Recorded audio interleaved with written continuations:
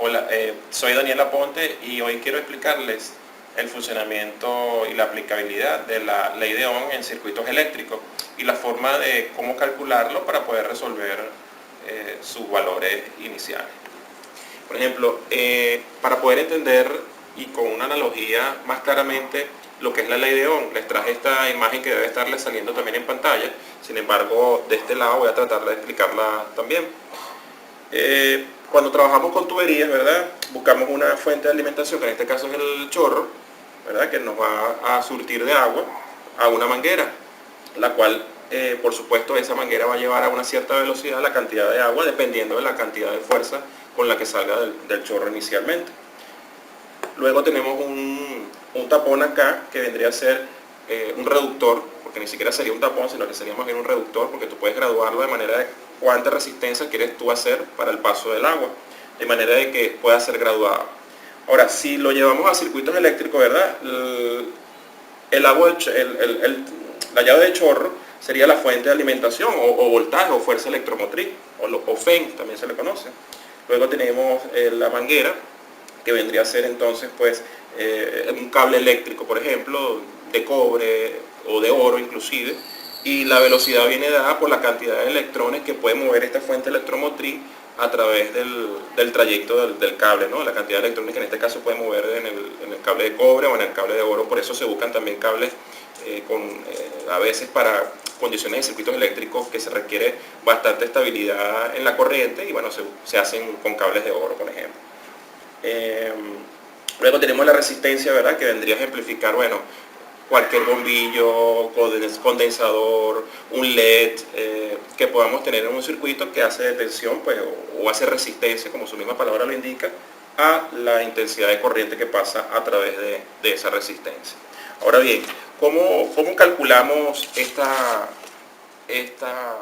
ley de Ohm? Debemos conocer, bueno, que sus enunciados son, bueno, la intensidad, ¿verdad? Que es la corriente, que sería en este caso la velocidad con que transitan los electrones a través de los cables, y se identifica con la I o con la simbología internacional ampere. Luego tenemos la resistencia, ¿verdad? Que en ohm, lo vamos a ver más adelante en el ejemplo que les voy a indicar.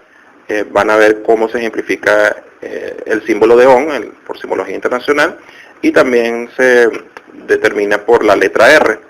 Luego tenemos el voltaje o tensión, que es la fuerza electromotriz, que sería, bueno, la fuerza con la que se envía una intensidad de corriente, que vendría a ser el voltaje como tal, y se identifica o se determina con la letra V o voltios.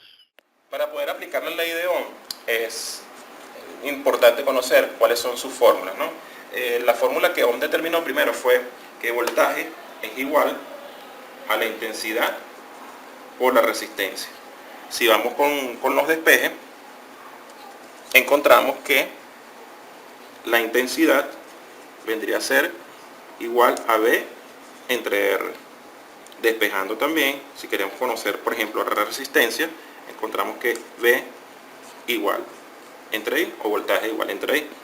Ahora, ¿qué quiere decir esto? Bueno, que el voltaje es proporcional a la intensidad de corriente o cantidad de corriente, la velocidad de la corriente, a través de esa resistencia o más esa resistencia. La intensidad vendría a ser igual o proporcional al voltaje entre esa resistencia, la cantidad de voltaje que puede pasar a través de esa resistencia. Y la resistencia vendría a ser, bueno, la cantidad de voltaje, ¿verdad?, entre la intensidad de corriente que pueda recibir esa resistencia, bien sea ese bombillo, ese condensador o cualquier otro elemento con filamento que pueda hacer resistencia al paso de la corriente. Ahora, ¿cómo la aplicamos, por ejemplo, a un circuito eléctrico sencillo en serie? Tendríamos una fuerza electromotriz, ¿verdad?, con su cableado. Tendríamos una resistencia, por ejemplo. En este caso la podemos poner de 10 ohmios por la letra griega ohm, ¿verdad? Esa fue la letra griega que se determinó como simbología internacional. Luego, si por ejemplo quisiéramos saber el voltaje, ¿verdad?, tenemos esa incógnita de cuánto es el voltaje, pues entonces tendríamos que determinar también, o por lo menos saber, para poder conocer ese voltaje, de cuánto es la cantidad de corriente que está pasando por este cable, ¿ok? La corriente en este caso, bueno, tendría una dirección con este sentido, ¿no? Entonces, aplicando pues la primera fórmula que vimos, inclusive aquí yo traje una forma de recordarla fácilmente, sin embargo hay que buscarle la lógica, ¿no?, a lo que es voltaje, intensidad por corriente, perdón, y luego si necesitamos determinar la resistencia podemos decir que es B entre I. Pero en este caso, como necesitamos conocer cuál es el voltaje que tiene este circuito, simplemente determinamos que voltaje es igual a I por R. Voltaje igual a I por R.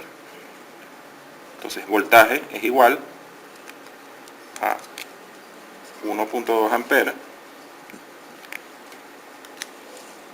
por la resistencia en este caso, que son 10 ohmios. Entonces esto es igual a que voltaje es igual a 12 voltios. Aquí ya tenemos determinado entonces cuánto es el voltaje que esta fuerza electromotriz está ejerciendo partiendo pues de la cantidad de corriente que tenemos en ella y que también nos está arrojando la resistencia. Esto, bueno, por supuesto lo tenemos que medir con un tester en cada una de sus puntas, cada uno de sus nodos.